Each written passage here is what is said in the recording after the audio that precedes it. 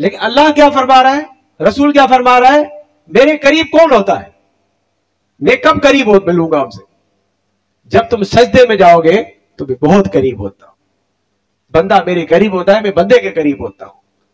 اس کا مطلب سجدہ بڑی اہمیت رکھتا ہے، سجدے کے بغیر آپ نماز ہی مکمل نہیں ہے، تو سجدے کی بڑی اہمیت ہے۔ یہ جو ہم نماز پڑھتے ہیں، ہر نماز کی، ہر لفظ کی اہمیت ہے، لیکن سجدے کا کمال ہی کچھ اور ہے، سجدے کا کمال ہی کچھ اور ہے۔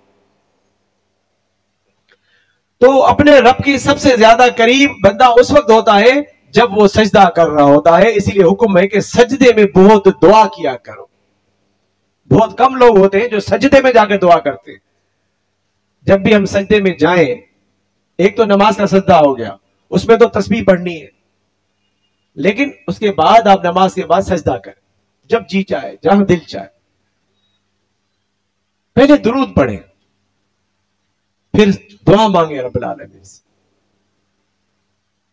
میرا رب کہہ رہا ہے، میرا محبوب کہہ رہا ہے کہ سجدے کی دعا میں قبول کرتا ہوں۔